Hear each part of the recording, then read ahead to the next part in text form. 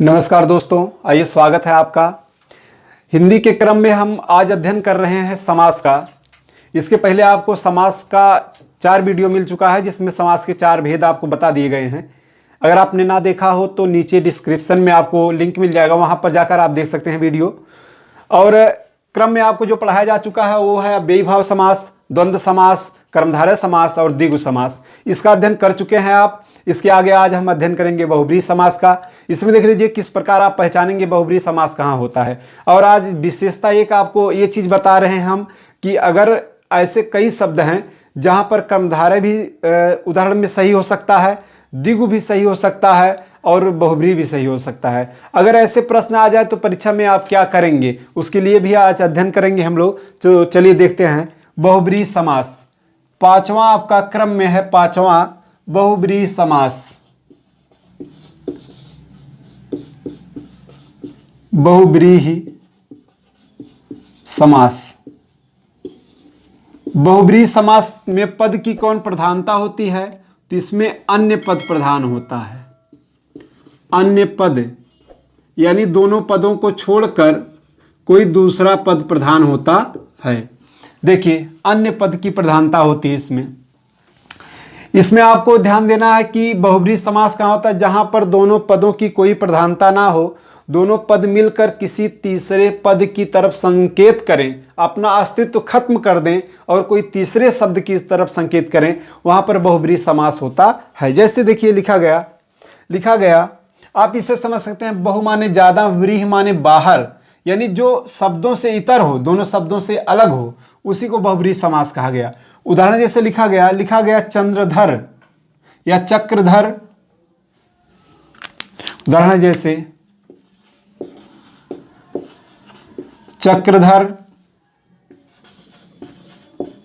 दशानन, वंशीधर, उमेश या फिर रमेश। और जैसे उदाहरण दिया गया मनोज, पंकज या फिर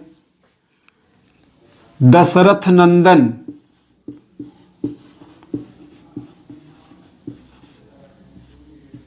दशरथ नंदन। और जैसे उदाहरण मिलता है मधुरिपु, और है त्रिनेत्र, महादेव। और उदाहरण जैसे शैलजा। आगे लिखा गया एक और वज्रांग। एकदम आसान है, देखिएगा। बताया गया कि दोनों पद को छोड़कर तीसरा पद यहां महत्व रखता है। तो दो चक्रधर, दोनों की चक्र माने चक्र होता है, धर माने धारण करने वाला, लेकिन यहां दोनों अपने अस्तित्व को समाप्त करके एक तीसरा पद बना रहे हैं। समास विग्रह होगा चक्र को धारण करने वाला, अर्थात कौन? अर्थात आपका हो जाएगा विष्णु। आगे दशानन, 10 हैं आनन जिसके, अर्थात रावण। आगे लिखा गया वंशीधर, वंशी को धारण करने वाला, वंशी को धारण करने वाला, अर्थात कौन? श्री कृष्ण। आगे लिखा गया उमेश। उमेश में क्या होगा? उमा का है जो स्वामी। ईश माने स्वामी, तो उमा का स्वामी कौन है? शिव, अर्थात कौन? शिव। आगे लिखा गया रमेश, रमा का है जो स्वामी, यानी रमा माने लक्ष्मी, लक्ष्मी के पति कौन है अर्थात विष्णु। आगे देखिएगा लिखा गया मनोज, यहाँ दो पद है मन और जा, जैसे अलग अलग करेंगे। मन माने मन से, मन से है जो, जा माने जन्मा हुआ या उत्पन्न, उत्पन्न अर्थात कौन कामदेव, कामदेव। और लिखा गया पंकज, पंक में है जिसकी उत्पत्ति, तो कौन कमल। और लिखा गया दशरथ नंदन, दशरथ के हैं नंदन माने पुत्र, दशरथ के हैं जो पुत्र अर्थात कौन श्री राम। आगे लिखा गया मधुरिपु, मधुरिपु, मधु एक राक्षस था, रिपु माने शत्रु, मधु को मारने वाले कौन है विष्णु अर्थात विष्णु। त्रिनेत्र, तीन है नेत्र जिसके अर्थात कौन शिव। आगे लिखा गया महादेव, महादेव महान है जो देव, यानी महान है जो देव अर्थात कौन शिव। और लिखा गया शैलजा, शैलजा किसे कहा गया शैल से है जो उत्पन्न, शैल से है जो उत्पन्न, वो कौन होंगी वो आपका है पार्वती। आगे लिखा गया वज्रांग, वज्र के समान है जिनका अंग, वज्र के समान है जिनका अंग, वो कौन हनुमान, हनुमान। ये आपका हो गया एकदम आसान है, इसी प्रकार से आप और भी देख सकते हैं। अब इसमें ध्यान ये देना है आपको, कुछ शब्द ऐसे हैं जो कर्मधारय भी लगते हैं बहुब्रीहि भी लगते हैं, तो उसके लिए आप क्या करेंगे। देखिए जैसे एक शब्द यहाँ है महादेव, एक शब्द आया महादेव, और त्रिनेत्र, तीन है नेत्र, ये आपके दो, एक आया दशानन, ये दशानन जैसे वहाँ हम लिख दे रहे हैं, लिखा गया जैसे इसके लिए महादेव, या फिर आया महादेवी, अभी हमने कर्मधारय में उदाहरण दिया था। तो दोनों में आप पहचान पहले देखिए, पहले पहचानेंगे कैसे कि कर्मधारय है कि बहुब्रीहि है या द्विगु है। तो पहचानने के लिए देखिए जब बोला जाए, शब्द बोला गया महादेव, तो आपके मन में तुरंत इस शब्द को छोड़कर, महादेव शब्द का अर्थ क्या है छोड़कर तुरंत एक आकृति बनी, किसकी बनी शिव की, यानी ये शब्द सुनते ही आपके मन में आकृति किसकी बन रही है शिव की। लेकिन महादेवी सुनकर आपके मन में किसी की आकृति बन रही है, महादेवी किसकी आकृति बने, दुर्गा, पार्वती, सीता, राधा, किसकी आकृति बने कुछ निश्चित नहीं कर पा रहे हैं। क्यों? क्योंकि ये विशेष नाम किसी के लिए नहीं पुकारा गया है, लेकिन महादेव एक विशेष नाम शिव के लिए पुकारा गया, इसलिए बहुब्रीहि समास है। ये विशेष नाम किसी के लिए नहीं है, इसलिए ये कर्मधारय है। इस प्रकार से आप पहचान कर सकते हैं। और अच्छा, और अगर कोई ऐसा शब्द है जिसमें कर्मधारय भी लग रहा है बहुब्रीहि भी लग रहा है आपको, तो वहां पर स्थिति होने पर परीक्षा में आप एकदम आसान तरीका अपनाइएगा। जैसे देखिए जब परीक्षा में विकल्प में जैसे पीतांबर एक शब्द दे दिया, पीतांबर, पीतांबर में कौन सा समास है, विकल्प में दे दिया, पहला दे दिया द्वंद्व, दूसरा कर्मधारय, तीसरा दे दिया बहुब्रीहि, और चौथा दे दिया तत्पुरुष। यही विकल्प आपके पास है। तो ऐसी स्थिति होने पर हमेशा वरीयता आप किसे देंगे, बहुब्रीहि को देंगे। प्रथम वरीयता आप किसे देंगे, बहुब्रीहि को देंगे ऐसी स्थिति होने पर। उसके बाद आप दूसरे विकल्प पर जाएंगे, प्रथम वरीयता आप बहुब्रीहि को देंगे ऐसी स्थिति होने पर। बस यही आपको जानना था कि ऐसी स्थिति होने पर आप वरीयता बहुब्रीहि को दें। ऐसे शब्द आने पर जो नाम शब्द बोलते ही आपके दिमाग में तीसरा व्यक्ति का चित्र बन जाए या नाम छप जाए तीसरे व्यक्ति का, तो बहुब्रीहि समास होगा। लेकिन शब्द बोलने पर कोई नाम का निश्चित नहीं हो पाए।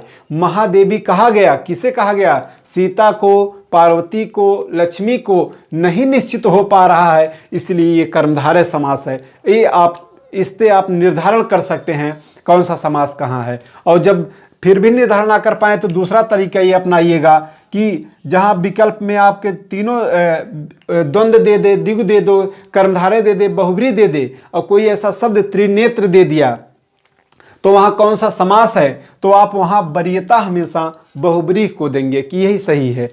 अगर जो वीडियो आप ना देख पाए हो पीछे समास का, वे नीचे डिस्क्रिप्शन में आपको लिंक मिल जाएगा, वहाँ से आप देख सकते हैं।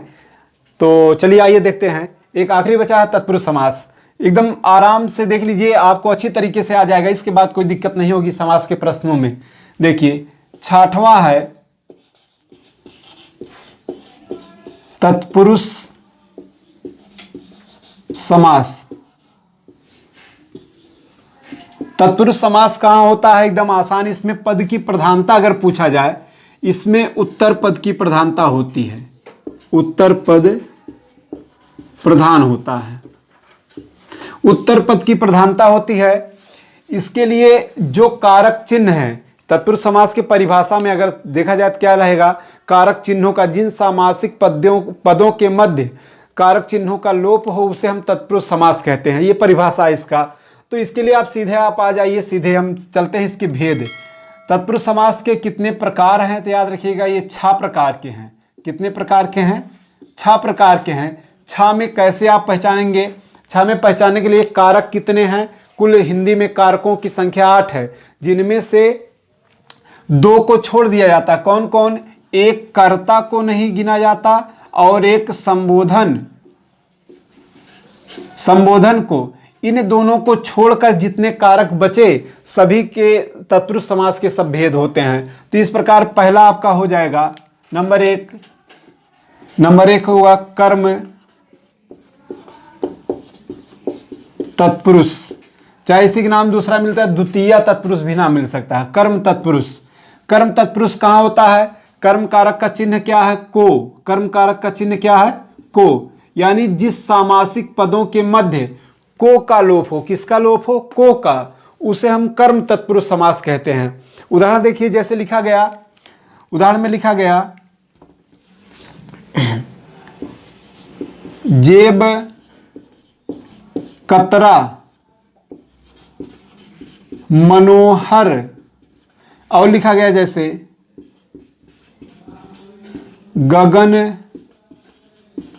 गगनचुंबी, और लिखा गया सुख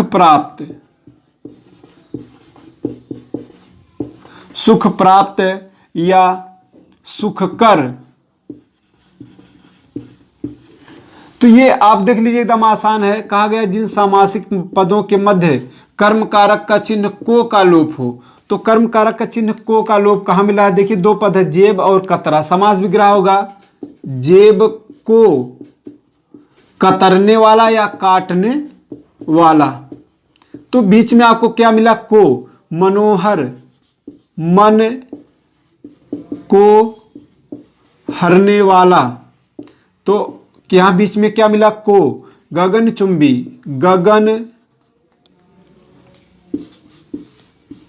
को चूमने वाला।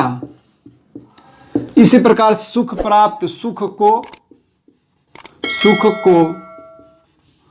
प्राप्त, सुखाकर, सुख को करने वाला। तो ये आपका देखिए, आप ध्यान दीजिए, शब्द सामासिक पदों के मध्य किसका लोप था? को का, जो विग्रह करने पर बाहर आया। तो आप एकदम आसान है, जिस सामासिक पदों के मध्य कर्म कारक के चिन्ह का लोप हो वहां कर्म तत्पुरुष समास होगा। दूसरा देखिएगा, दूसरा है आपका कर्ण तत्पुरुष समास। कर्ण तत्पुरुष समास कहाँ होता है? इसका चिन्ह है से या के द्वारा। चिन्ह इसका क्या है? के द्वारा। इसका ही 2 चिन्ह है। तो जिस सामासिक पदों के मध्य से या के द्वारा का लोप हो वहां कर्ण तत्पुरुष समास होगा। जैसे लिखा गया तुलसी कृत, और लिखा गया बाणाहत, और लिखा गया मनमानी, और शब्द है जैसे रस भरी, या और शब्द रेखांकित, या और शब्द है भ्रमयुक्त, ये शब्द, और एक जैसे गुणयुक्त, ये शब्द हो गए। एकदम आसान है। कहा गया सामासिक पदों के मध्य किसका लोप मिलेगा? कर्ण कारक के चिन्ह से या के द्वारा का लोप मिलेगा। तो देख लीजिए आप में यहां मिल रहा है तुलसी कृत, विग्रह होगा तुलसी, तुलसी के द्वारा कृत। तो आगे मिला बाणाहत, बाण से आहत। आगे है मनमानी, मन से मानी। रस भरी, रस से भरी। रेखांकित, रेखा से अंकित। भ्रमयुक्त, भ्रम से युक्त। गुणयुक्त, गुण से युक्त। ये आप देख लीजिए एकदम आसान है। कहा गया कि से या के द्वारा का लोप मिलेगा। यहां आपको के द्वारा से, यहां भी से मिला, यहां भी से, यहां भी से। तो इसके लिए पहचान याद रखिए, कर्ण कारक के चिन्ह का लोप मिलेगा दोनों पदों के मध्य। ये आपका हो जाएगा। अगला देखिएगा,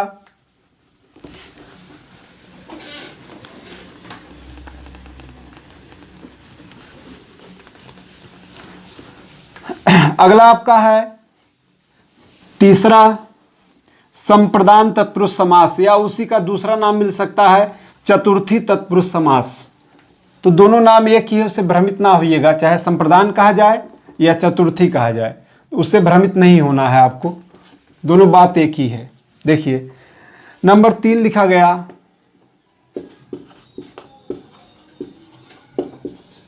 संप्रदान तत्पुरुष। संप्रदान तत्पुरुष, इसका चिन्ह है के लिए। चिन्ह क्या है? के लिए। संप्रदान कारक का चिन्ह है के लिए। आप कारक पढ़े होंगे, उसमें ना पढ़े हो तो आपको वीडियो में डाल दिया जाएगा। कुछ दिन बाद कारक भी पढ़ाना है, तो इसके लिए चिन्ह आपको ध्यान होगा, के लिए इसका चिन्ह है। तो जिस सामासिक पदों के मध्य के लिए का लोप हो वहां संप्रदान तत्पुरुष समास होता है। जैसे लिखा गया भोजनालय, या पूजा घर, या लिखा गया देशभक्ति। आगे लिखा गया गौशाला, और लिखा गया हवन सामग्री। सामग्री होता है, ध्यान दिए, सामग्री नहीं सामग्री। आगे लिखा गया हथकड़ी, सभा भवन। सभा भवन एकदम आसान है। देखिए कहा गया संप्रदान कारक के चिन्ह का लोप मिलेगा भोजनालय, भोजन के लिए। आलय, आलय माने घर, भोजन के लिए घर। अगला है पूजा के लिए घर। आगे देशभक्ति, देश के लिए भक्ति। आगे लिखा गया गौशाला, गाय के लिए। शाला माने घर। आगे लिखा गया हवन सामग्री, हवन के लिए सामग्री। सामग्री। आगे लिखा गया हथकड़ी, हाथ के लिए कड़ी। और सभा भवन, सभा के लिए भवन। सभा के लिए भवन। एकदम आसान जो चिन्ह बताया गया के लिए का लोप मिलेगा। यहाँ देखिए आपको मिल रहा है शब्दों के मध्य के लिए का लोप रहेगा। तो यहाँ देखिए जब विग्रह किया जा रहा निकल रहा है तो संप्रदान कारक के चिन्ह के लिए का लोप मिलता है शब्दों के बीच। तो आपको शब्द परीक्षा में यही देंगे, कहेंगे कौन सा समास है, तो आप इसी प्रकार से बता सकते हैं कौन सा समास है, संप्रदान तत्पुरुष समास। आगे देखिएगा, अगला आपका है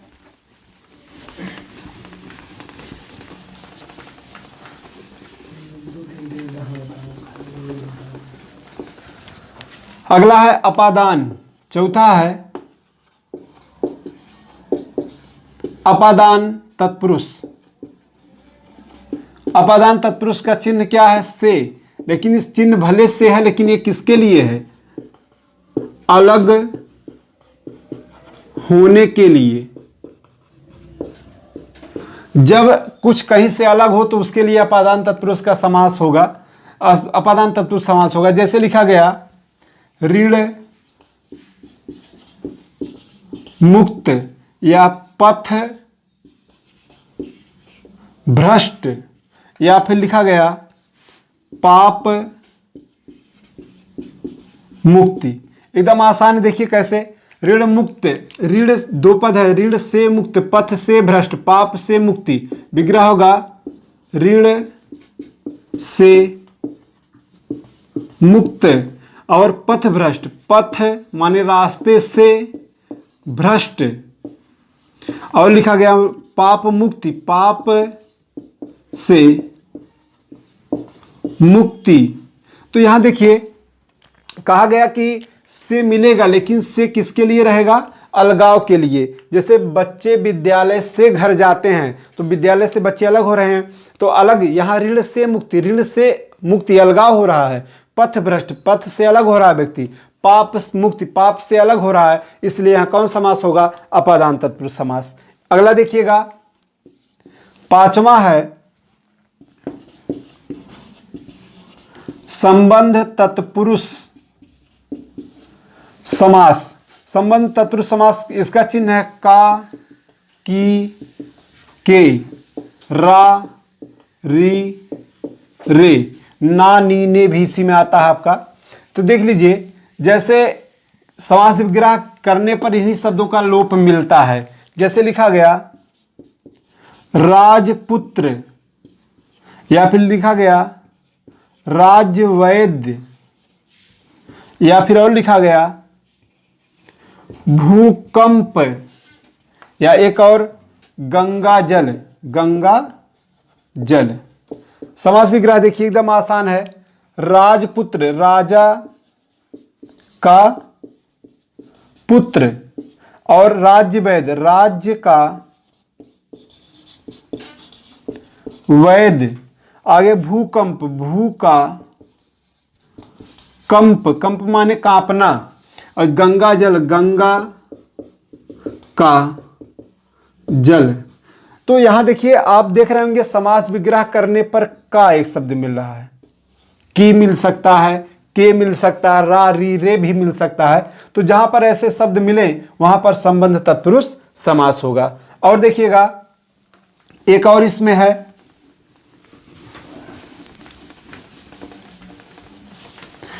अगला आपका है अधिकरण तत्पुरुष समास।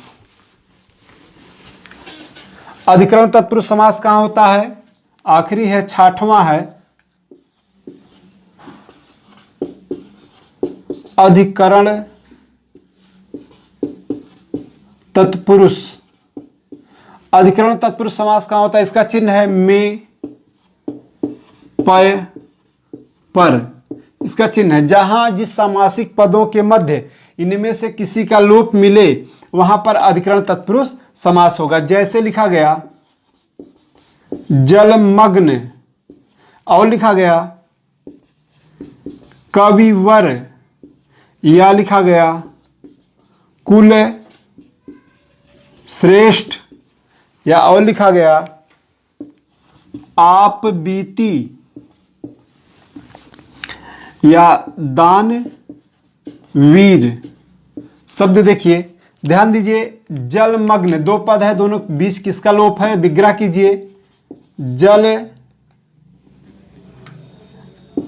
जल में, मग्न माने डूबा हुआ, कविवर, कवि, कवियों में, वर माने श्रेष्ठ, वर माने श्रेष्ठ या कवियों में वर, कुल श्रेष्ठ, कुल में जो श्रेष्ठ, आप बीती, आप पर बीती या दानवीर, दान में वीर। तो आप देख रहे होंगे कि इसमें में, पर में से में मिला, यहाँ भी में, यहाँ भी, यहाँ पर मिला, यहाँ में मिला। तो इस प्रकार से हम यहाँ देख रहे हैं कि अधिकरण कारक के चिन्ह मिल रहे हैं। तो कौन सा समास होगा? अधिकरण तत्पुरुष समास होगा। बस ये रहा आपका तत्पुरुष समास। बस इतना ही आपका समास आज समाप्त होता है और आगे आपको अगला टॉपिक लेकर पुनः हाजिर होंगे अगला वीडियो में। तब तक आप ये समास को अच्छी तरीके से देख लीजिए, इससे बाहर कोई प्रश्न आने वाले नहीं, एकदम आसान तरीके से आपको बता दिया गया है। आप पहचान भी सकते हैं कौन सा समास कहाँ है। पुनः अगले वीडियो में मिलते हैं, तब तक के लिए नमस्कार।